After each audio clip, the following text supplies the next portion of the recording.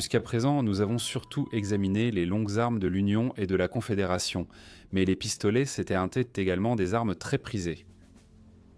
Le revolver le plus courant durant la guerre de sécession était le Colt Army, 1860 calibre 44.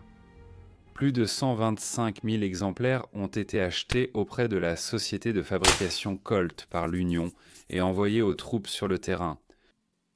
Dans les mois précédant la guerre, certains États du Sud ont fait des réserves d'armes auprès de Colt et d'autres fabricants. Mais le gouvernement fédéral y a mis un terme après le déclenchement des hostilités. Un revolver à chargement par la bouche, simple action, à 6 coups, le modèle Colt Army était précis jusqu'à environ 100 yards. Le modèle Colt Navy de 1861 était similaire au revolver Colt Army de 1860, mais avec un canon légèrement plus court et moins de recul. Le revolver Colt Navy modèle 1851 est appelé Navy non pas parce qu'il était destiné au personnel de la marine, mais parce qu'il avait un motif naval gravé sur son barillet.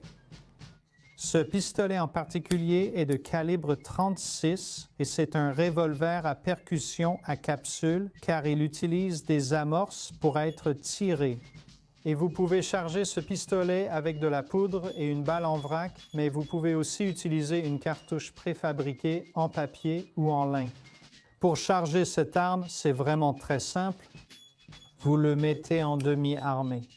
Un clic du chien libérera le barillet pour qu'il puisse tourner librement. Sous le canon, sur ce pivot articulé, se trouve une baguette de chargement.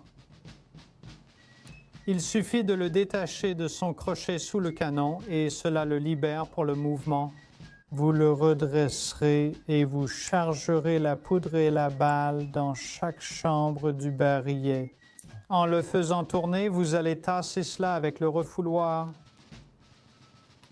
comme ceci.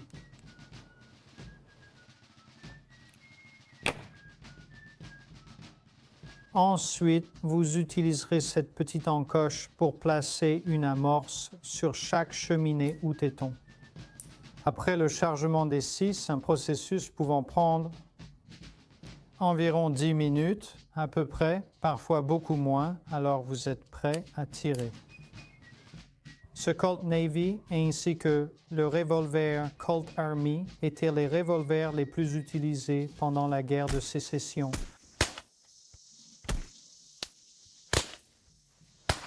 Les armes de poing étaient des armes très prisées, mais difficiles à obtenir, sauf pour la cavalerie et les officiers. John Meade Gould du Maine a raconté une expérience démontrant la valeur d'une arme capable de tirer 6 fois sans recharger. L'histoire de Walton, selon les citoyens, est concise. Il était loin derrière le régiment lorsque la cavalerie rebelle a foncé sur les traînards. Walton a tiré et s'est enfui dans le champ, pensant peut-être que les clôtures le protégeraient de la poursuite. Excellent cavalier, selon les habitants. Même le général Ashby l'a poursuivi et ordonné de se rendre. Walton battait en retraite en rechargeant. C'était un homme têtu et obstiné. Se rendre sans se battre ne faisait pas partie de sa nature. Il a dit « Seulement je ne me rendrai pas ». Par conséquent, le pauvre Walton a été abattu avant qu'il ne puisse recharger son mousquet. Avec ces deux combattants, la question n'était pas qui se battait le mieux. C'était un duel entre revolver et fusil à chargement lent et le revolver l'a emporté. Comme dans l'histoire de Poor Walton, racontée par Gould, la plupart des revolvers détenus par l'Union ou la Confédération ont fini entre les mains de la cavalerie. Le revolver était vraiment l'arme idéale pour la cavalerie.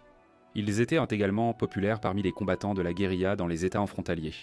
Les 6 coups étaient l'arme parfaite pour les embuscades lorsqu'un petit groupe de francs-tireurs dans le Kentucky, le Missouri ou l'Arkansas tendait une embuscade à une unité sans méfiance, qu'elle soit confédérée ou de l'Union. Les fusils supérieurs de cette unité avaient peu de chance face à la pluie de balles tirées par les 6 coups des guérilleros.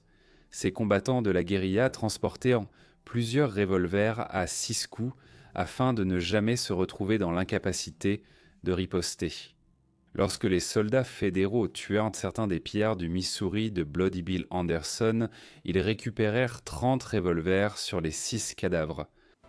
La guerre de sécession allait transformer les armes à feu et les innovations dans ce domaine allaient transformer la guerre. L'explosion des armes modernes issues de la guerre allait changer le visage de l'Ouest américain. Et l'Ouest américain allait créer un archétype mythique, le cow-boy dégainant son revolver qui allait à jamais influencer la vision mondiale de l'arme à feu et son évolution.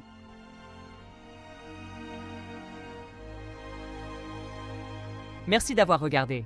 Pour soutenir la création de contenus historiques passionnants, aimez, commentez et partagez cette vidéo avec d'autres passionnés. N'oubliez pas de vous abonner pour faire vivre l'histoire.